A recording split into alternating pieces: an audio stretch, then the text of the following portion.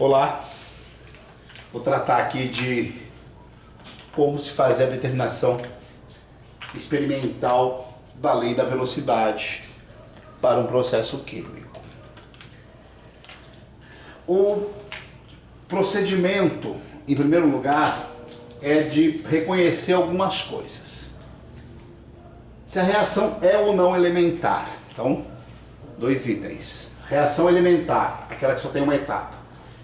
Reações não elementares, aquelas que têm duas ou mais etapas. A absoluta maioria das reações são reações não elementares, ou seja, aquelas que ocorrem em mais de uma etapa.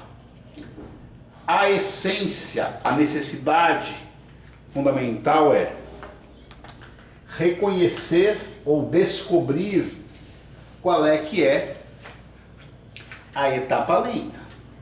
Muitos exercícios, muitas questões de vestibulares principalmente, elas trazem uma situação que pode ser uma tabela com dados, ou então ela traz a informação, dadas a sequência de reações.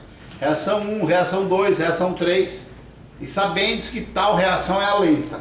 Pô, se ele lhe informar que tal reação é a lenta, já acabou a conversa, não tem o que você vacilar na conversa. Em aparecendo tabelas de experimentos, vocês vão ter que comparar os experimentos 2 a 2. Então tem lá experimento 1, experimento 2, experimento 3 e assim por diante. Vocês devem comparar aqueles que tenham boas estratégias. Qual é ou quais são aqueles que têm boas estratégias? Aqueles onde apenas uma concentração varia. Então, eu quero marcar aqui uma possibilidade de conversa, principalmente em existindo tabelas de cinética. Vou dar um exemplo. Vou marcar, por exemplo, uma situação que o cara fala assim: experimento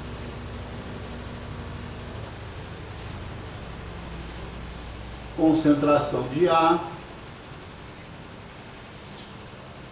concentração de B,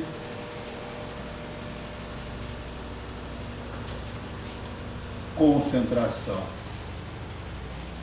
de C e velocidade. Vou chamar de experimento 1, 2, 3,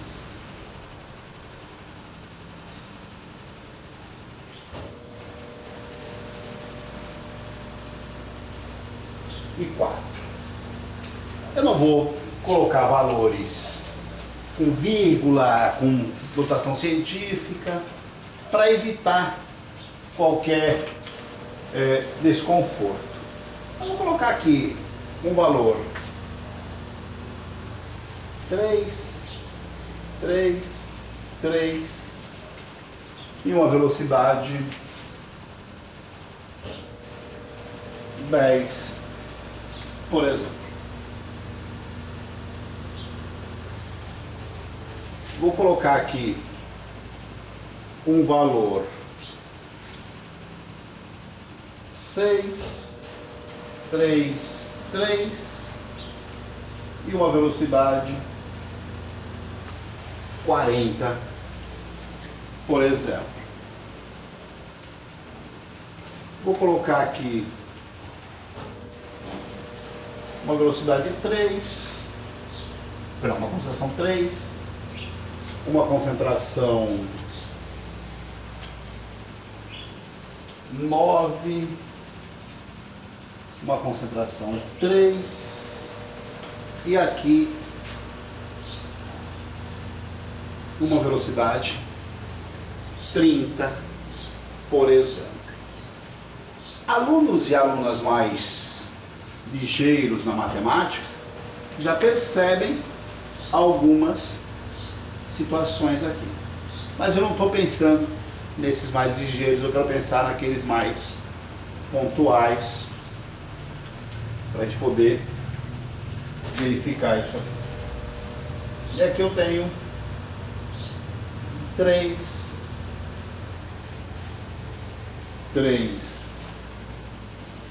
6 e aqui um valor 80. É um exemplo, né, que fique claro essa ideia de ser um exemplo para a gente poder ter um bom aproveitamento nessa situação.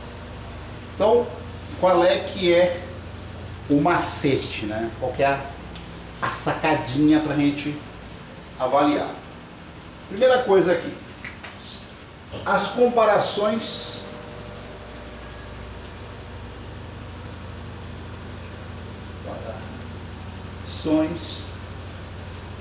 possíveis.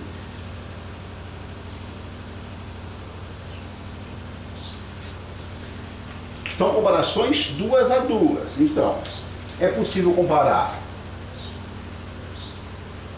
1 versus 2, 1 versus 3, 1 versus 4, 2 versus 3, 2 versus 4 e 3 versus 4. Então, são possíveis 6 comparações. Eu tratei um dia desses com uma outra turma, eu não gravei aqui, mas falei em boas comparações e comparações ruins. Então, eu recomendo a vocês que forem treinar isso aqui, avaliar se as comparações são boas ou são ruins. Quando que uma comparação é boa? Quando apenas um reagente varia. Por exemplo, comparar 1 com 2, somente o A varia. Então, a comparação de 1 com 2 é boa. A comparação de 1 com 3 também é boa, porque somente a quantidade de B varia. E a comparação de 1 com 4 também é boa, porque somente a concentração de C varia. Se você for comparar 2 com 3, muda a de A e muda a de B. Então, é uma comparação ruim. Eu não vou escrever aqui, mas a comparação de 2 com 4 muda A, mantém B, muda C. Então ela é ruim também. E a comparação de 3 com 4 também é ruim, porque muda B e muda C. Então esse daqui é o pulo do gato. Quais são as comparações possíveis, e o plus é saber dessas possíveis quais são comparações boas, comparações adequadas para eu fazer.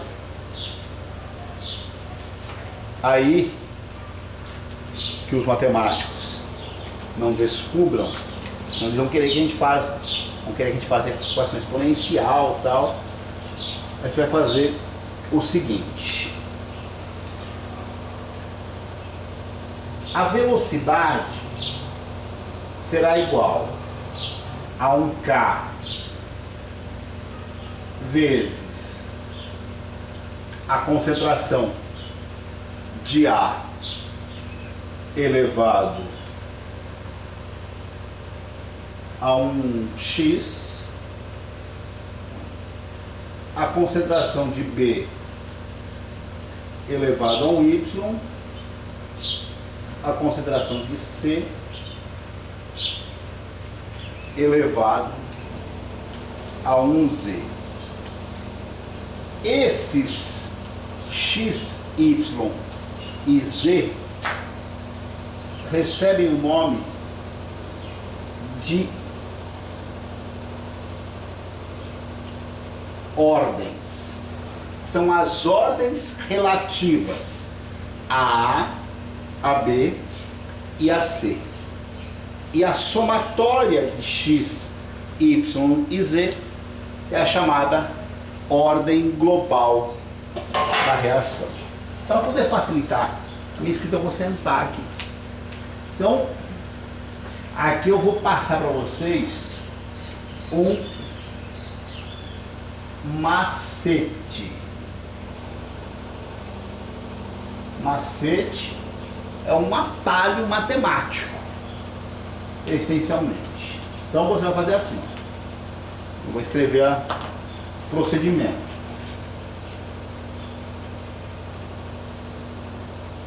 O delta, ou a variação de concentração,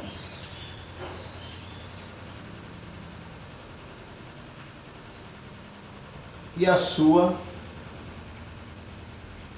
influência na velocidade. Então, como é que a variação de concentração influi na velocidade?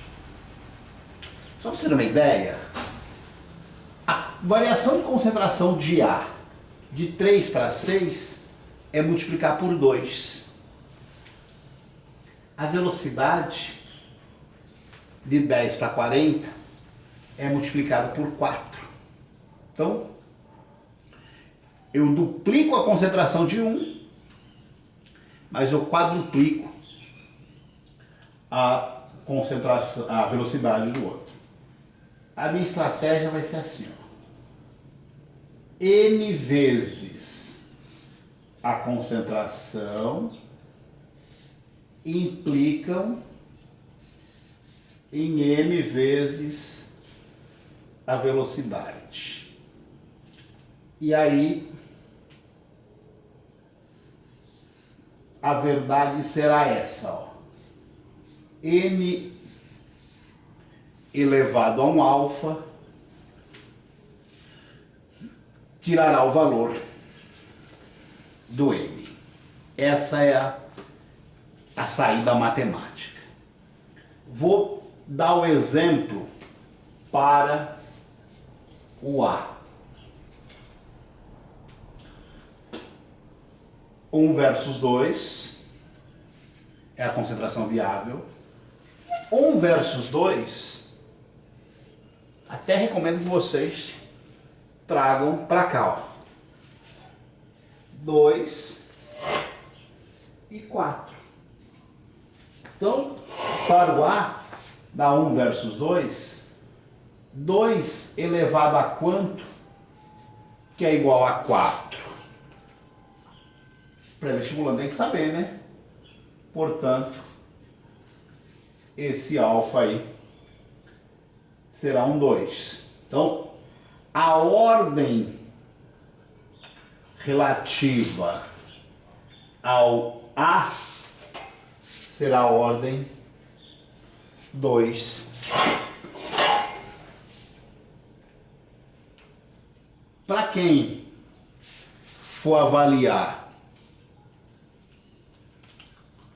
o B, que é a comparação de 2 com 3, de 3 para 9, multiplico por, a comparação de B, perdão, não é de 2 com 3, mas sim de 1 com 3,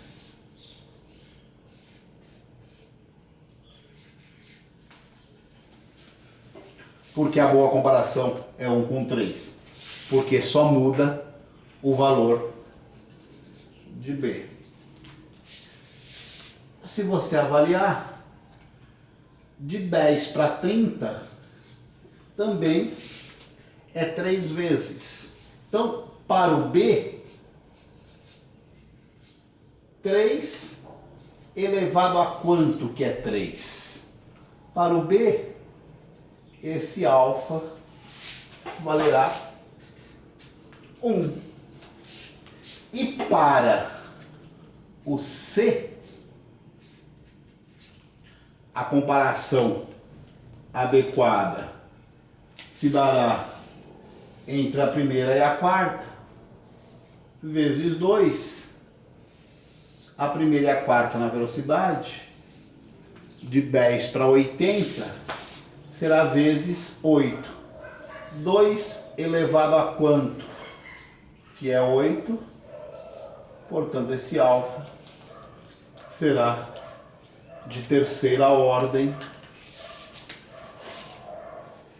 Logo, a expressão da velocidade nessa